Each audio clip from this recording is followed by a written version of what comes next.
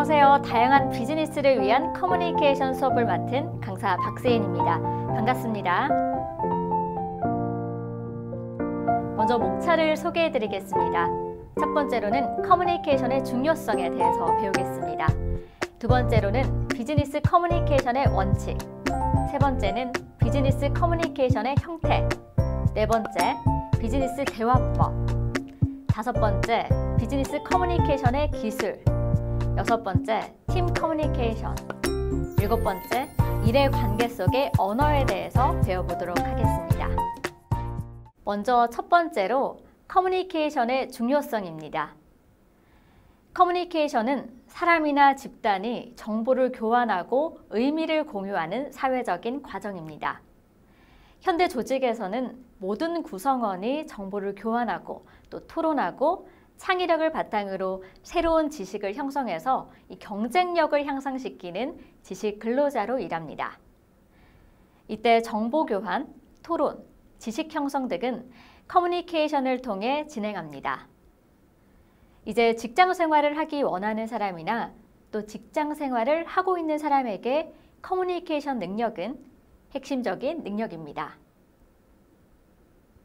이렇게 커뮤니케이션의 중요성이 높아지게 된 환경의 변화로는 팀 작업의 확산, 또 소비자 접촉의 증가, 재택근무와 같은 새로운 근무 형태의 출현, 또 지식 경영 시대의 도래 등이 있습니다.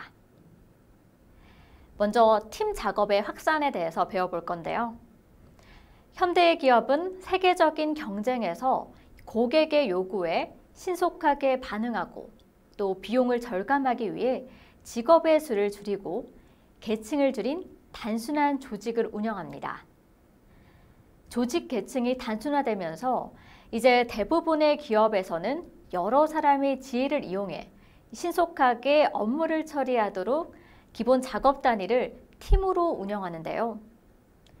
팀의 구성원은 업무에서 중요 의사결정을 할 수 있는 권한을 가지고 공동의 책임하에 공동의 목적을 협동적으로 달성해야 합니다. 이 과정에서 팀 구성원들의 적극적인 커뮤니케이션이 이루어지게 됩니다. 다음으로 비즈니스 커뮤니케이션의 원칙입니다.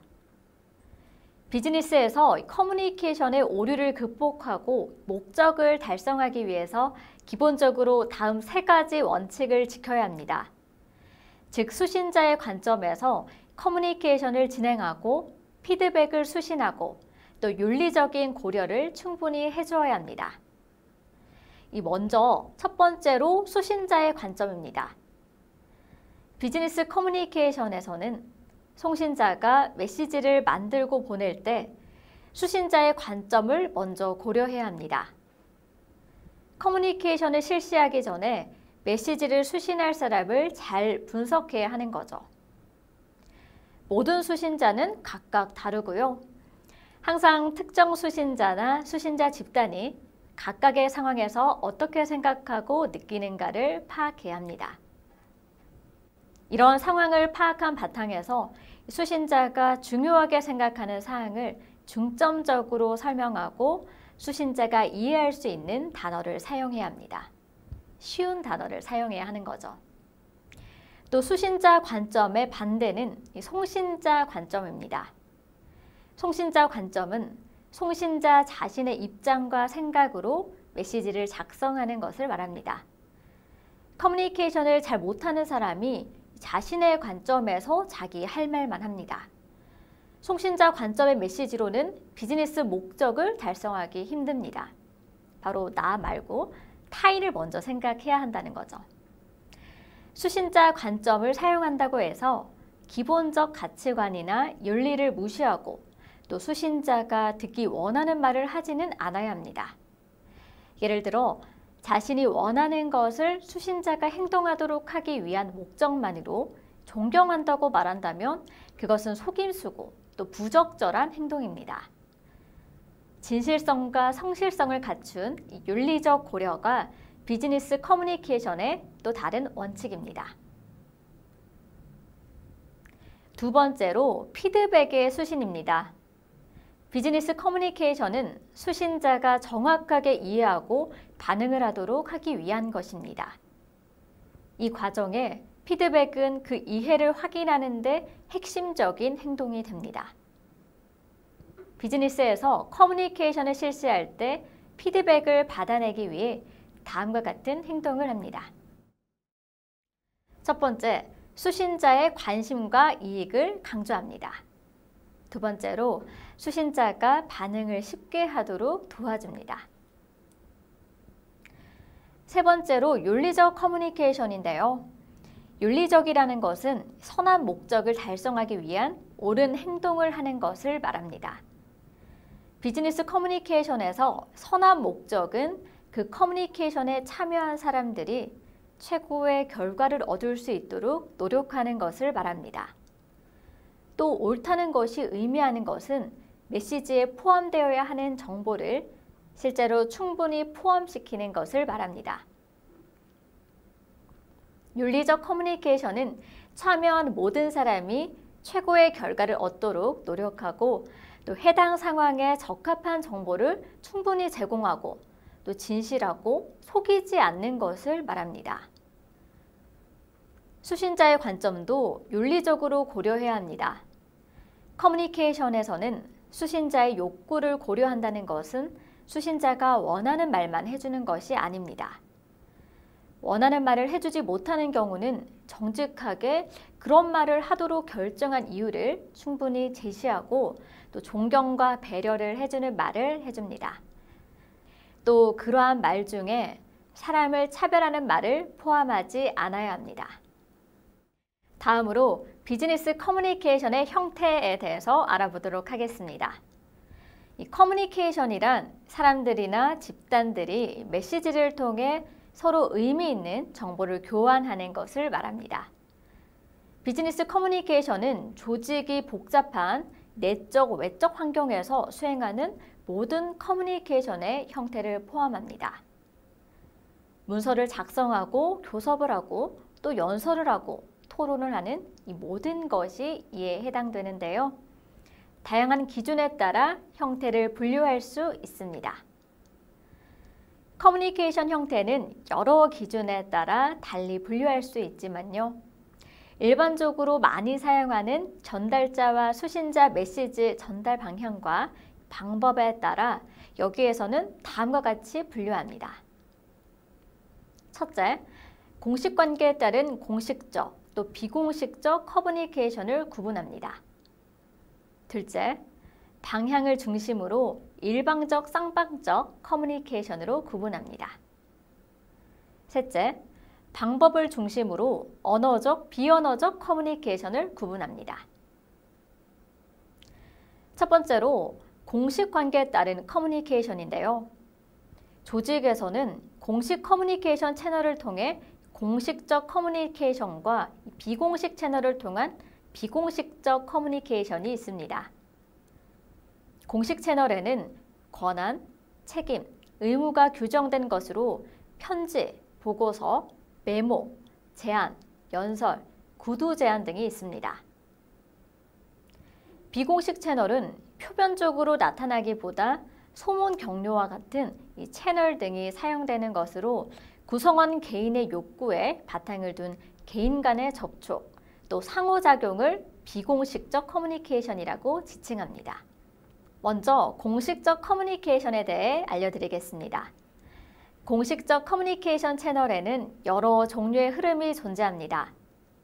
상사에서 부하로 명령, 작업 지시, 또 정책과 절차 등 관리가 강조되는 하향식 커뮤니케이션, 또 부하로부터 상사에게로 이어지는 하급자가 상급자에게 의사를 전달하는 것으로 고충 처리, 또 제안, 보고서나 또 불평등 인간적인 면이 바탕이 된 상향식 커뮤니케이션과 조직 내에서 같은 직급 수준에서 이루어지는 수평적 커뮤니케이션이 있습니다.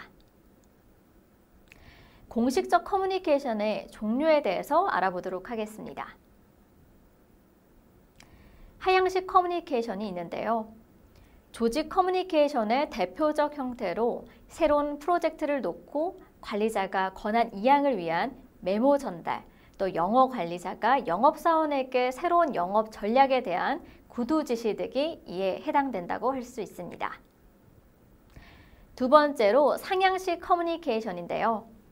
지위적인 차이 때문에 하향식보다 어렵습니다. 커뮤니케이션을 시도하려는 사람이 위계상 낮을 뿐 아니라 적절치 못한 제안에 대한 상사의 반응을 사전에 염두에 두기 때문에 다른 종류에 비해 낮은 비율로 이루어집니다. 다음으로 수평적 커뮤니케이션입니다. 기업 규모가 커지고 복잡해지면서 부서 간 협력이 중요함에 따라 그 중요성이 높아집니다. 팀제의 활성화 또 업무의 원활한 수행을 위해 부서원 간의 다른 부서원과의 이 커뮤니케이션이 중요하면서 많이 이루어지고 있습니다. 다음으로 비공식적 커뮤니케이션입니다. 공식적 커뮤니케이션이 공식적 계층, 조직 구조의 위계 사다리를 따라 흐르는 반면에 공식적인 권한, 과업 요구와 관계없이 흐르는 이 커뮤니케이션이 비공식적 커뮤니케이션입니다. 비공식적 커뮤니케이션 채널로는 비공식 내부 커뮤니케이션과 비공식 외부 커뮤니케이션이 있습니다. 비공식 커뮤니케이션의 종류에 대해서 알아보겠습니다. 비공식 내부 커뮤니케이션은 보통 소문 경로라고 하는데요. 이 조직의 비공식적, 독립적인 원천으로부터 정보를 얻어 사람의 입과 귀를 통해 전해지는 것이 대부분입니다. 이 소문 경로에 의한 정보는 상당히 정확하고 빠른데요. 근무 시간과 작업장에서 주로 이루어지고 어느 정도 비밀이 유지됩니다. 소문 경로에 의한 정보가 부정확할 경우 메모나 회합을 통해 사실을 밝힐 필요도 있습니다. 특히 경영자는 소문 경로를 통한 정보는 직장 분위기나 구성원의 사기 문제와 관련될 수도 있기 때문에 무시하기보다는 근원 추적 또 조치를 취해야 합니다. 두 번째로 비공식 외부 커뮤니케이션은 회사 밖에서 일어나지만 기업에 영향을 줄 수 있는 비공식적 소문입니다. 대표적인 것으로 루머가 있는데요.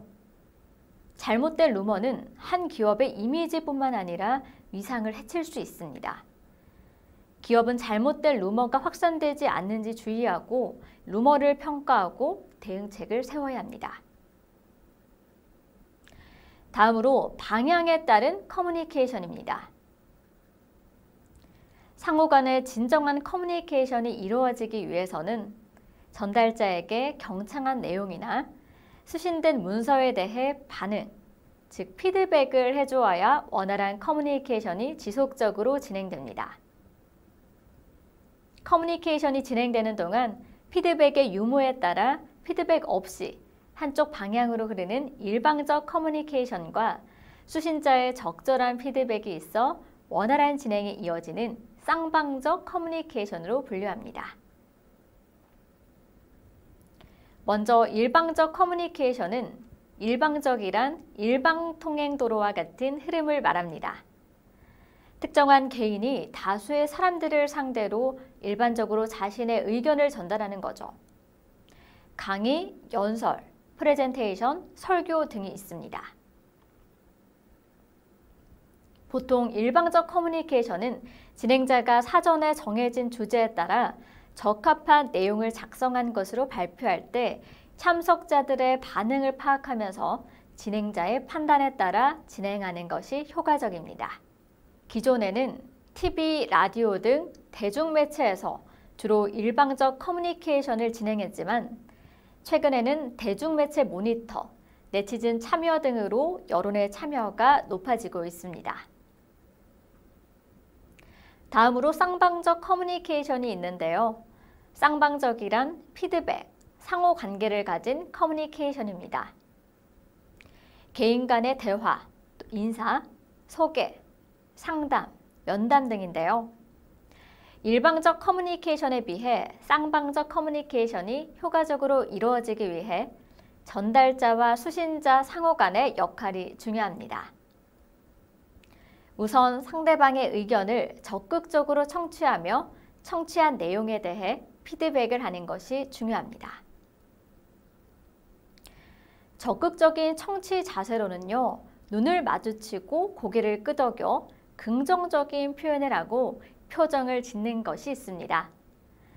또 딴전을 피우지 않고 질문을 하고 말을 중단하거나 가로막지 않아야 합니다. 또 어떻게 하면 효과적인 피드백이 될까요? 구체적으로 특정 행동을 지목하고 개인적인 감정을 배제하고 또 업무에 한정합니다. 정해진 목표에 관한 것이어야 하며 상대방이 이해하기 쉽게 표현하는 데 적절한 시기에 해야 합니다. 커뮤니케이션에 관련한 다양한 기기가 개발되고 보급됨에 따라 메시지는 전보다 더 빠르게, 더 효율적으로 전달되고 언어적인 표현뿐 아니라 인간적인 면을 강조하는 비언어적인 표현들도 다양하게 변모하고 있습니다. 언어적 표현 중 특정한 언어는 특성상 정적이지만 실제로 동적이고 또 추상 수준에 따라 다르게 표현이 가능합니다. 인간의 능력에 따라 한정적으로 표현되고 커뮤니케이션 하려는 모든 수준을 언어로 표현하기는 불충분할 수 있습니다. 결국 가장 중요한 커뮤니케이션은 언어만으로는 완벽한 표현이 불가능하고 비언어적인 요소를 가미해 표현하는 것이 효과적입니다. 방법에 따라 문서와 구두로 분류되는 언어적 커뮤니케이션과 비언어적 커뮤니케이션으로 구분됩니다. 먼저 언어적 커뮤니케이션은 구두 서신을 이용해 상호 간의 의사소통을 하는 것으로 가장 기본적인 요소는 단어입니다. 고객이 구매 의사결정을 위해 영업사원에게 자문을 구할 때 만약 고객에게 구매와 관련된 제품과 상관없는 설명, 적합하지 않은 단어를 계속 나열한다면 고객을 제대로 설득할 수 없겠죠. 탁월한 커뮤니케이션 능력을 소유한 영업사원이라면 제한된 시간에 특정 고객이 신뢰할 수 있고 또 이해가 쉬운 단어를 선택해 설명함으로써 설명에 만족한 고객이 구매를 결정하도록 유도할 것입니다. 결국은 언어적 커뮤니케이션에서 선택한 단어가 중요한 요인이라고 할 수 있습니다. 첫 번째로 단어의 가치입니다. 한 기업에서 생산된 제품과 서비스를 고객에게 소개할 때 주로 언어적인 표현을 사용합니다.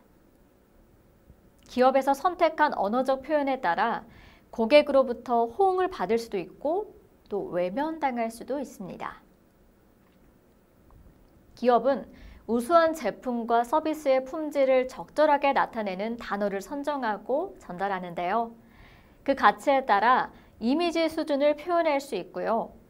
구매에 영향을 미칠 수 있는 적합한 단어 가치에 따라 효과적인 홍보뿐 아니라 또 고객 설득 여부에도 영향을 미치기 때문에 중요한 부분입니다.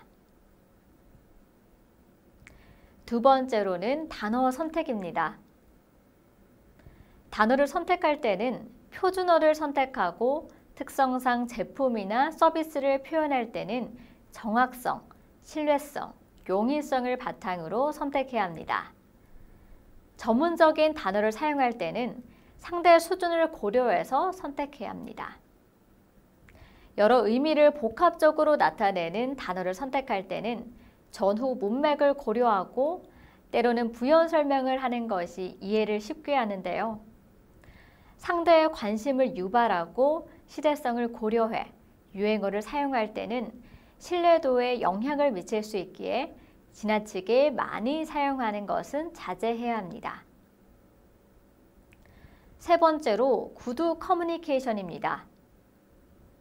서로 간의 의사 전달이나 감정 전달에 사용하는 가장 익숙한 커뮤니케이션 방법입니다. 문서 커뮤니케이션과 달리 시간이 지나면 소멸되는 특징을 가지고 있기 때문에 준비 과정에서 더 많은 주의를 필요로 합니다.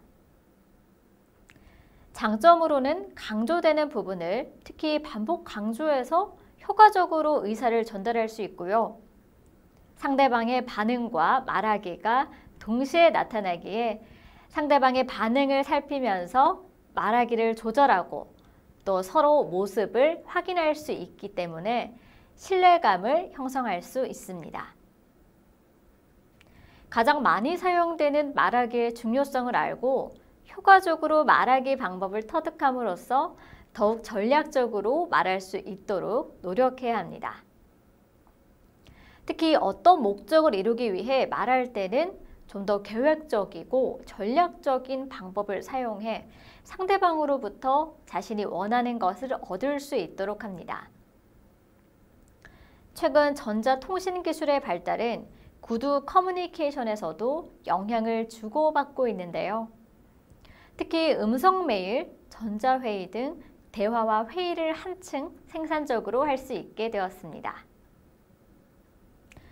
다음으로는 문서 커뮤니케이션이 있습니다. 문서 작성은 직장인이라면 누구나 다 활용하고 있을 텐데요. 효과적인 커뮤니케이션을 위해 구두 커뮤니케이션과 함께 사용되는 중요한 활동에 속합니다. 문서는 시간적인 제약 없이 반드시 남겨두어야 할 때, 미래에 참조할 사안일 때 메시지가 명확하고 또 공식적인 자료일 때 등 효과적입니다. 하지만 구두와 문서 어느 하나의 방법만 사용하기보다 대개는 병행해서 커뮤니케이션을 하는 것이 바람직합니다. 비즈니스 문서로는 보고서, 설득 메모지, 요청서 등에 해당되고요. 최근에는 문서 커뮤니케이션을 효과적으로 작성할 수 있도록 다양한 도구가 많이 발달되어 있습니다.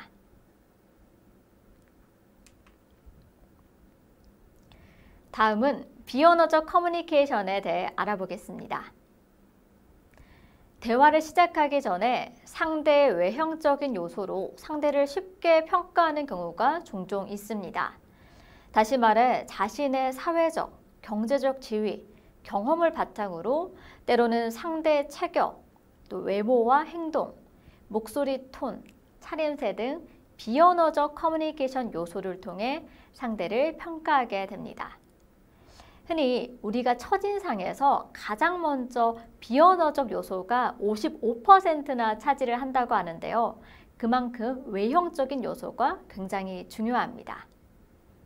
대부분 사람들은 언어적 커뮤니케이션을 통해 사고와 판단을 배우게 되고 비언어적 커뮤니케이션을 통해 느낌을 익히게 됩니다. 하지만 상대를 평가할 때 커뮤니케이션 내용보다 비언어적 요소에 의해 서로를 판단하는 경우가 많습니다. 이런 말 들어보셨죠? 사람은 이성적이기보다는 감성적이라고. 그래서 아마도 우리는 분위기를 많이 중요시하는 것 같습니다. 비언어적 커뮤니케이션 수단으로 널리 사용되는 종류와 특징에 대해 설명하면 다음과 같습니다. 첫째, 목소리 톤, 즉 어조입니다. 한 연구에서 목소리 톤에 따라 전달하려는 의미에 38%는 파악된다는 연구 결과가 발표된 바 있습니다. 목소리 톤, 즉 어조는 듣는 이에게 긍정적 또는 부정적 어감을 전달할 수 있는데요. 말하는 사람의 어조에 따라 그 사람의 감정 상태, 태도, 느낌 등을 전달받을 수 있기 때문에 준언어라고도 합니다. 준언어에는 목소리 톤뿐 아니라 미소, 울음, 흐느낌, 투덜댐 등 언어로는 표현하지 않았지만 상대에게 메시지를 간접적으로 전달할 수 있는 것을 말합니다. 말하는 내용과 어울리지 않는 목소리 톤은 상대방에게 오해를 일으킬 수도 있습니다. 일반적으로 사람들은 내용과 목소리 톤이 일치하지 않는 말을 듣게 되면 내용보다는 목소리 톤에 따라 민감하게 반응하게 됩니다. 왜냐하면 대화를 할 때 상대와의 갈등이나 오해를 피하기 위해 자신의 감정을 억제하지만 말하는 사람의 감정은 목소리 톤을 통해 나타내는 경우가 종종 있기 때문입니다. 말하는 사람 스스로가 목소리 톤을 조절함으로써 커뮤니케이션 하려는 내용을 분명히 할수록 불필요한 오해를 방지할 수 있습니다.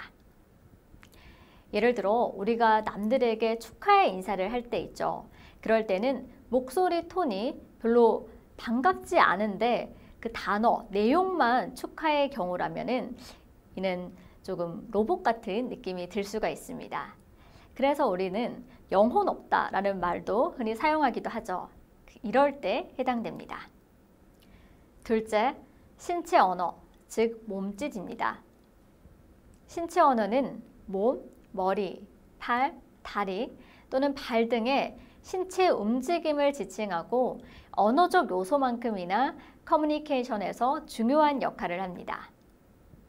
신체 언어를 사용할 때나 이해할 때는 상대가 소속된 문화권에 대한 이해와 개인적 특성을 사전에 파악해 두는 과정이 필요합니다. 적당한 신체적 언어를 사용하기 위해 상대와 대화하기에 적합한 공간이 확보되어야 하고 일정한 거리를 유지할 수 있는 편안한 분위기가 형성되어 있어야 합니다. 전달하려는 내용을 강조하기 위해 상대나 청취자들이 주의를 집중하도록 눈맞춤, 팔과 손동작 등 신체 언어를 적절하게 사용하는 것이 효과적입니다. 셋째, 얼굴 표정입니다.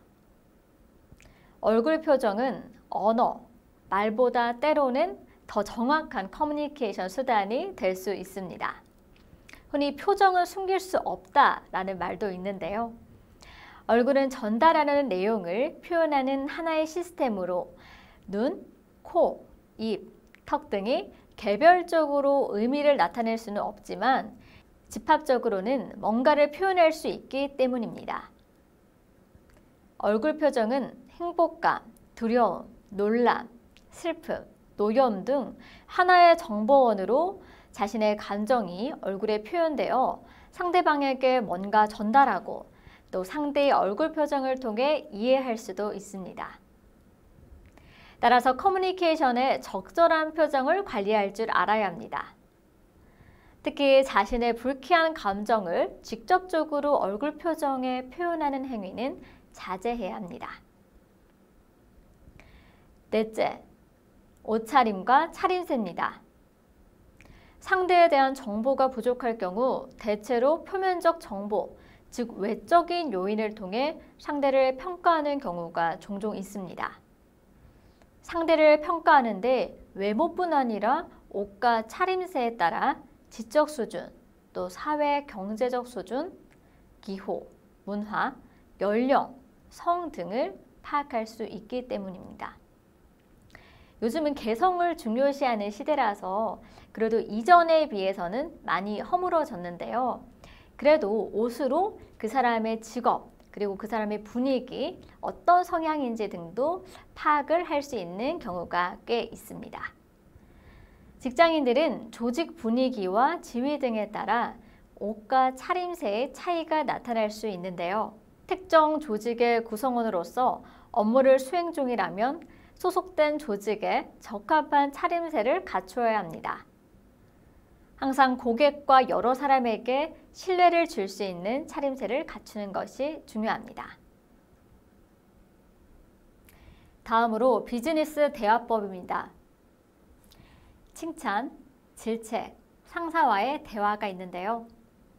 먼저 칭찬에도 다양한 대화 기술이 필요합니다. 인간은 칭찬을 받으면 자신을 칭찬해준 상대방에게 호의를 갚기 쉬운데요. 때문에 대화를 시작할 때는 상대방에 대해 적절한 칭찬을 하는 것이 좋습니다.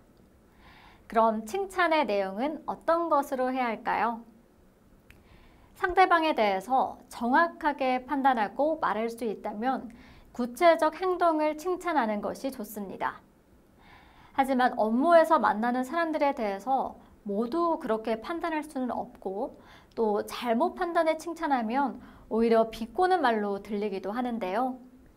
대화를 효과적으로 진행하기 위해 칭찬해야 할 경우 우선 추상적인 면을 칭찬하는 것이 좋습니다. 다만 이런 칭찬이 아부하는 말로 되지 않도록 가볍게 사용해야 합니다. 이런 칭찬의 예로는 참 성실하시네요. 순발력이 대단하신데요. 와 같이 상대방의 추상적인 태도나 행동에 대한 칭찬이 있습니다. 그 외에도 매우 상냥하시군요. 감정이 풍부하신데요. 뭐든지 열심히 하는 성격이시죠? 배려가 깊으시네요. 등과 같은 말 중에서 상대방이 해당하는 것을 칭찬하는 것도 좋습니다. 그러나 만약 자세한 사정을 모르면서 구체적으로 말하면 실수할 가능성도 있습니다. 땡땡땡 씨는 음악적 재능이 있군요 라고 칭찬했지만 실제로는 상대방이 음치일 경우 실없는 말이 될 수도 있기 때문에 그 점 유의하시기 바랍니다. 반면에 업무 능력을 향상시키기 위한 칭찬일 경우에 구체적으로 말해야 합니다. 예를 들어 김모 씨의 훌륭한 실력으로 이번 기획을 아주 잘했습니다 라는 말보다는 이번 기획은 조사 방법을 참신하게 바꾸었다는 점에서 아주 신선했습니다 와 같은 이렇게 구체적인 말을 해주어야 다음 작업에도 정확하게 참고할 수 있습니다. 이 경우 칭찬할 일이 생긴 그 시점에서 가까운 시기에 평가해야 효과도 높아집니다. 칭찬은 많은 사람 앞에서 하는 것이 좋다는 것이 일반적인 원칙인데요. 그렇게 해야 칭찬을 받은 사람이 자긍심을 가지고 일할 수 있을 것이라는 취지입니다. 그러나 여러 사람이 모인 장소에서 그렇지 않은 결과도 나타납니다. 많은 사람이 있는 곳에서 칭찬을 하면 다른 사람들은 왜 저 사람만 칭찬하지? 나도 저 사람만큼 하는데 라는 반응도 합니다. 그런 이유로 칭찬을 듣는 사람도 당황하는 경우도 있다는 것을 염두에 두고 조용히 두 사람만 있는 곳에서 칭찬하는 것도 고려해야 합니다. 다음으로 질책에 대해 이야기해 보겠습니다. 질책은 다른 사람이 듣지 않도록 해서 질책을 받은 사람이 자신의 잘못을 스스로 수정할 수 있는 기회를 가지도록 해줘야 합니다. 수정을 쉽게 하도록 하기 위해서 질책을 할 때는 그 사람의 추상적인 면을 말하지 말고 구체적 행동에 대해서 말해야 합니다. 질책을 할 때는 감정을 배제하고 핵심 내용으로 준엄하게 해야 합니다. 감정적인 질책을 하는 상사에 대해서는 부하들은 겉으로 말을 듣는 척할 뿐이고 안으로는 절대 새겨듣지 않습니다. 당연히 상사의 영향력은 점점 약해지고 커뮤니케이션은 줄어듭니다. 감정을 배제하기 위해 시간이 조금 지난 뒤에 남들이 보지 않는 곳에서 조용히 질책하는 것이 좋습니다. 비판을 받으면 우리의 뇌는 자신에 대한 위협이 온 것으로 느끼는데요. 비판의 위협에 맞서 자기를 방어하기 위해 본능적으로 상대방에 대해 역공을 하게 됩니다. 따라서 비판을 할 때는 상대에게 위협이 되지 않는다는 것을 먼저 표시해 주어야 합니다. 실제로는 반박이고 비판이어도 그렇게 생각이 되지 않도록 해야 합니다. 가장 효과적인 방법은 먼저 상대방의 수고를 인정해주고 잘한 점을 칭찬합니다. 그 사람의 마음이 열린 다음에 내용은 예리하되 표현은 부드럽게 잘못한 부분을 지적해 비판합니다. 그래도 그 사람의 마음은 상처받기 쉽기 때문에 반드시 마지막에는 격려를 해주어야 합니다.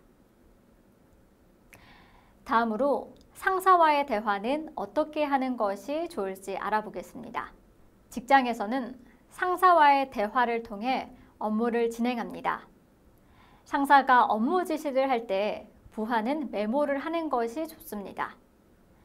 메모하는 과정에 상사의 지시를 자신이 이해한 대로 요약하고 되물어서 완벽하게 이해하고 메모합니다. 지시를 하는 과정에 상사가 틀린 말을 할 때는 바로 틀렸다는 말을 하지 않아야 합니다. 관련 사항을 다시 한 번 더 확인하고 조금 시간이 지난 후에 저번에 말씀하신 것에 대해 조금 보충할 것이 있습니다 하는 식으로 우회적으로 말을 해나가는 것이 좋습니다.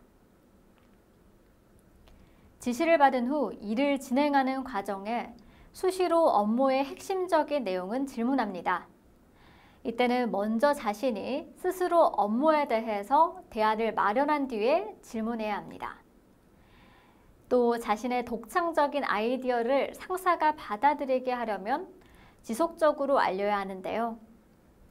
사람들의 뇌는 자주 접해서 익숙한 것을 좋아하게 된다고 합니다.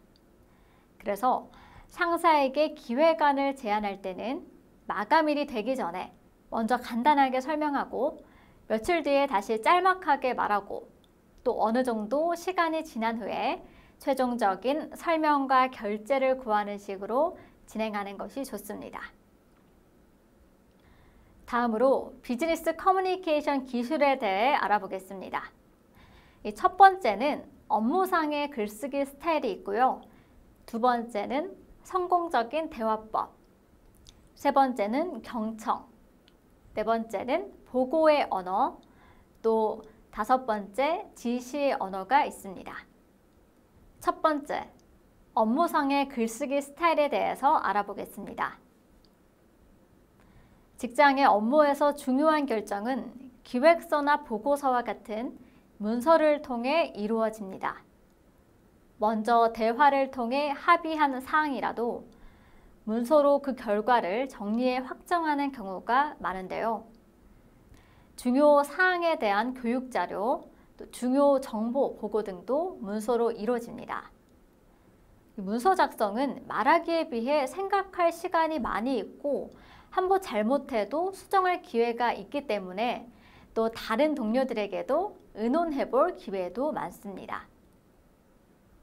수정과 편집에서는 문법, 철자법, 구두점, 띄어쓰기 등을 잘 지켜야 하지만 그 외에도 여러 가지 고려해야 글을 쓴 목적을 100% 달성할 수 있습니다. 이러한 고려사항을 이번 수업에서 스타일이라고 합니다. 이 스타일은 글의 내용보다는 표현 방법에 관한 것인데요. 스타일은 글에서 사용된 단어, 문장, 문단, 어조 등을 효과적으로 나타내는 방법을 말합니다. 먼저 첫 번째, 간결한 단어를 사용합니다. 일을 하는 사람은 간결하게 표현된 정보를 원하는데요. 글을 간결하게 작성하면 사람들은 쉽게 곧바로 이해할 수 있습니다. 이를 위해서는 정보 전달에 중점을 두고 대화에서 사용하는 단어를 사용하는 것이 좋습니다. 또 단어의 중복을 피하고 불필요한 전문 용어 사용을 피하는 것이 좋습니다. 둘째, 생동감 있는 단어를 사용해야 합니다. 구체적인 말을 사용하고 상투적인 말과 속어를 사용하지 않도록 하는데요. 셋째, 정확한 단어를 사용합니다. 정확성의 가장 기본은 사실과 수치를 정확하게 제시하는 것입니다. 아무래도 정확하게 말을 할 때에 우리가 업무 처리에서도 빠르게 할 수가 있겠죠. 이것이 바로 원활한 의사소통이 되는 것입니다. 넷째, 긍정적인 말을 많이 사용해야 합니다. 일에서 성과를 달성하고자 하는 사람은 긍정적인 태도를 가져야 하는데요. 업무상에 글을 쓰는 사람들은 자신의 글에 대해서 다른 사람이 반대하지 않도록 하는 것이 아니라 찬성하도록 노력해야 합니다. 다섯 번째, 차별하는 말은 사용하지 않습니다. 업무를 위해 작성한 글에서 사람들을 동일하게 대우하고 또 근거 없는 편견이 담긴 차별하는 말은 사용하지 않아야 합니다. 차별하는 말을 사용하면 비윤리적인 행동이 되고 또 다른 사람을 공격하게 됩니다. 먼저 성차별적인 언어를 사용하지 않도록 주의해야 하는데요. 성차별적인 용어보다는 중성적인 표현을 사용하고 언어에 여성을 비하하는 말이 담기지 않도록 해야 합니다. 다음으로는 문장 작성에 대해 알아보겠습니다. 첫째, 단문을 많이 사용합니다. 문장의 길이를 결정하는 기준은 한 문장의 평균 단어 수가 20개 이하가 되도록 하는 것입니다. 단문을 많이 사용해 이해하기 쉽게 하면서도 중문과 복문 등을 적절하게 섞는 것이 글을 재미있게 만드는 방법입니다. 즉, 간결성과 강조를 위해 단문을 사용하고 아이디어 간의 관계를 보여주기 위해서는 복문과 중문을 사용해야 합니다. 둘째, 능동태를 많이 사용합니다. 대부분의 사람은 대화에서 자연스럽게 능동태를 많이 사용합니다. 글을 쓸 때도 이처럼 능동태를 사용하는 것이 좋은 경우가 많은데요. 능동태의 문장을 쓰면 단어를 적게 쓰고 행동을 돋보이게 하고 또 문장이 힘이 있고 적극적이게 됩니다. 다음으로는 비즈니스 커뮤니케이션 성공적인 대화법에 대해서 알아보겠습니다. 첫 번째로는요, 정보를 공유합니다. 아무래도 정보를 공유하면 나에게 좋은 정보를 준다, 또 뭔가 아는 것이 더 많아지기 때문에 이를 싫어할 사람은 없거든요. 그렇기 때문에 여러분들이 직장 내에서 커뮤니케이션을 할 때 정보를 좀 공유하는 것이 많은 대인관계에 있어서 더 긍정적인 영향을 줄 수가 있습니다. 두 번째, 상대가 말할 때 적극적으로 청취한다. 우리는 누구나 다른 사람의 이야기를 듣기보다 나의 이야기를 더 하는 것을 더 선호한다고 하는데요. 그만큼 나의 이야기를 말을 할 때 귀담아서 잘 들어주는 사람을 더 선호하기 때문에 여러분들은 또 청취에 대한 중요성 알 필요가 있습니다. 세 번째, 본인의 주장을 말한다. 이 또한 요즘에는 본인이 자기의 뜻을 잘 말하지 않아서 이 사람은 어떤 생각이 있는지 잘 모르겠다라고 말하는 사람들이 있는데요. 요즘에는 자기의 생각, 자기의 가치관, 주장을 적극적으로 표현하는 사람들을 더 선호합니다. 그렇다고 무조건적으로 이기적으로 하는 것이 아니라요. 서로 주장을 자연스럽게 편하게 말하고 또 화합하면서 협력하는 자세가 필요합니다. 네 번째는 갈등을 잘 처리한다. 갈등은 우리가 직장 생활하면서 인생을 살아가면서 수많은 커뮤니케이션을 할 때 피할 수 없는 부분인데요. 이 갈등을 얼마나 잘 처리하는지에 따라서 또 긍정적으로 커뮤니케이션을 잘 하는지 판단이 될 수 있겠습니다. 다섯 번째, 대화 중 일어난 문제를 프로젝트로 보고 해결한다. 이 직장 내에서 이 프로젝트로 보고 해결을 한다는 것은 이 사람은 일을 하는 데 있어서 굉장히 적극적이다라고 또 생각이 되어질 것입니다. 여섯 번째, 말하는 기술을 잘 선택한다. 우리가 그동안 커뮤니케이션에 대해서도 배우고 있는데요. 이 말하는 기술, 어떻게 하면은 다른 사람의 마음을 상하지 않게 하고 나의 의견을 잘 전달할 수 있는지도 그런 기술 분명히 있습니다. 여러분들이 잘 생각하시고 일단 말을 내뱉기 전에 한 5초 정도 생각을 해보시고 말을 하시는 게 좋겠습니다. 일곱 번째, 설득은 대안을 마련한 후에 한다. 일단은 설득이라고 하면은 타인이 느꼈을 때는 뭔가 나에게 부정적인 영향을 미치는 것이 아닌가, 이것이 상대한테는 좋지만 나한테는 부정적인 게 아닌가라고 의심을 해볼 수도 있거든요. 그렇기 때문에 왜 설득을 하는지 그 결론, 그 대안이 어떤 건지를 여러분들이 생각을 한 다음에 상대한테 이야기를 한다면 아마도 좀 긍정적으로 대화를 할 수가 있겠습니다. 여덟 번째, 자신의 생각과 의견을 요약한다. 이렇게 나의 생각을 적극적으로 말을 하면서 또 의견을 요약을 해주면 상대방도 더 어떤 뜻인지 알아듣기 쉽겠죠. 이렇게 비즈니스 커뮤니케이션 성공적인 대화법에 대해 알아봤습니다.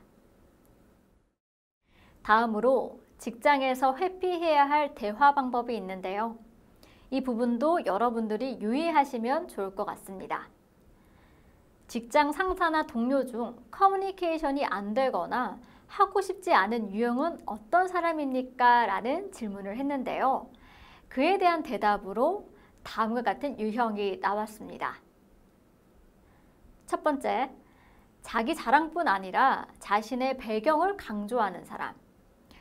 이건 배경을 강조한다. 그러면은 상대방에게 좀 불쾌감, 또 좋지 않은 그런 인상을 줄 수가 있겠습니다. 그래도 자기 노력으로 성취를 한 거면은 그나마 조금 덜하겠지만요. 우리가 흔히 요즘에는 뭐 집안이나 또 뭐 금수저, 은수저, 흙수저 이런 식으로 표현도 하는데요. 이 자기의 배경에 대해서 과하게 자랑하는 사람 좋아하지 않겠죠.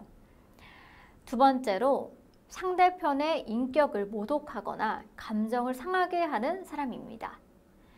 이 인격 모독하는 사람 누구나 다 싫어할 겁니다. 감정을 상하게 하는 것은 그 사람과 다시는 만나고 싶거나 이야기하고 싶지 않겠죠. 세 번째는 이야기를 독점하는 사람입니다. 흔히 우리 회의 중에서도 이런 사람이 있죠. 자기 혼자서 자기의 그런 의견을 과하게 주장하는 사람도 있는데요. 이런 경우에는 회의할 때 원활한 의사소통이 잘 되지가 않습니다. 또 직장뿐 아니라 우리가 일상생활을 할 때에도 자기 이야기만 많이 하는 사람 누구나 다 좋아하지 않습니다. 그래서 여러분들은요, 내가 이야기를 독점하지 않나, 나만 너무 말을 많이 하는 것이 아닌가, 나는 상대 이야기를 잘 들어주고 있는가 꼭 생각을 해보시면 좋겠습니다. 네 번째로는 독선을 퍼붓는 사람. 다섯 번째, 불쾌한 말을 사용하는 사람. 이도 역시 불쾌한 말을 사용하고 좋지 않은 그런 독선을 퍼붓는다면 누구나 다 대화를 좀 회피할 것 같습니다. 여섯 번째는 뭔가 숨기는 듯한 말투를 하는 사람입니다. 이때 뭔가 숨기는 것이 있으면 나도 뭔가를 알려주거나 이야기를 하기 싫다는 그런 생각이 많이 들 겁니다. 그래서 여러분들은 개인적인 것이 있다 할지라도 숨기지 않는 것처럼 자연스럽게 말을 하거나 또한 그 단어를 좀 적절하게 할 필요가 있겠습니다. 그래서 여러분들이 이 직장에서 회피해야 할 대화 방법 한번 잘 살펴보시고요. 혹시 나는 이에 해당되지 않는지도 여러분들이 주의 깊게 생각하시면 좋겠습니다.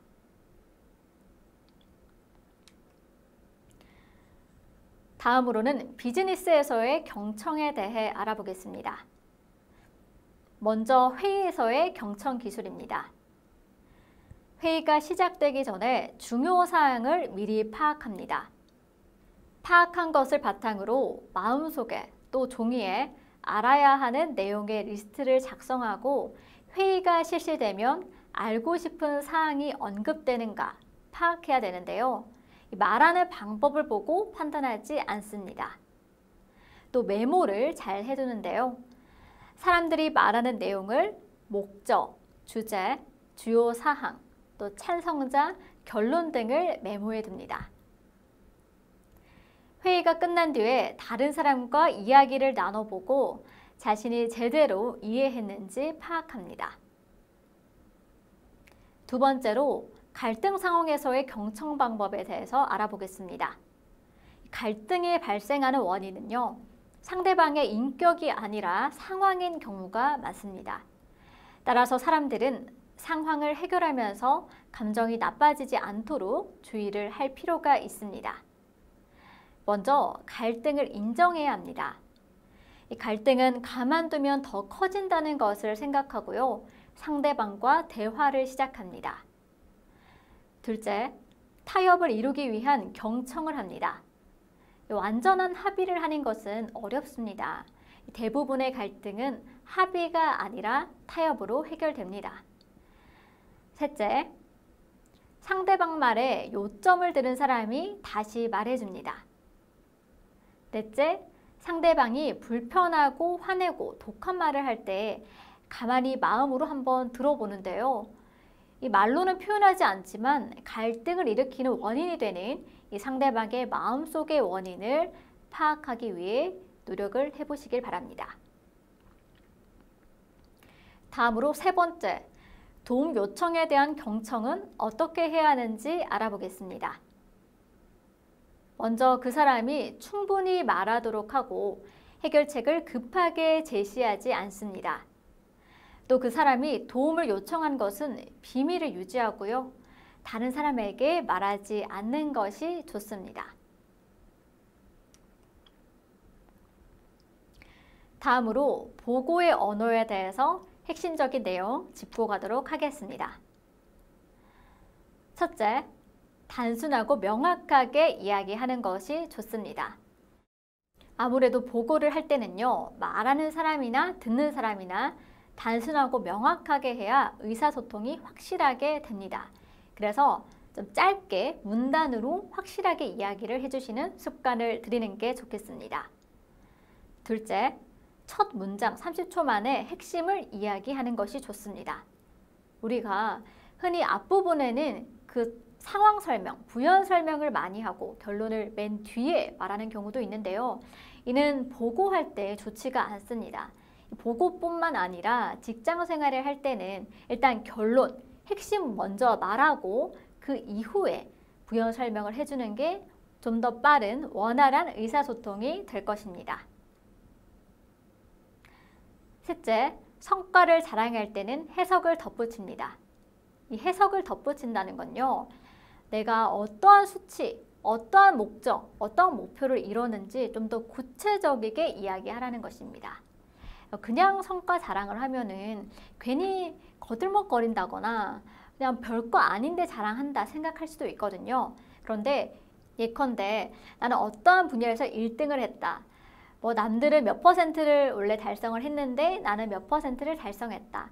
이런 식으로 좀 수치화해서 구체적으로 말을 하든지 아니면 전문가의 의견을 함께 넣어서 누군가에게 이러한 평가를 받았다라고 이야기를 해주시면 좋겠습니다. 넷째, 문제는 해결책과 함께 이야기하는 것입니다. 내가 보고를 할 때 그냥 문제만 보고를 한다면 그 상사 입장에서는 유능한 직원이라 생각이 들지 않겠죠. 그래서 그 문제가 있을 때 해결책과 함께 이야기를 하는 것이 원활한 의사소통이 될 수가 있겠습니다. 다섯 번째, 복잡할수록 단순하게 쪼개지면 쉬워집니다. 복잡한 일이라고 생각이 들지만요, 이것을 세분화해서 여러분들이 단순하게 쪼개서 생각을 한다면요, 훨씬 일을 빠르게 처리를 할 수가 있을 것입니다. 그래서 여러분들이 이 보고의 언어에 대해서도 꼭 명심을 하시길 바라겠습니다.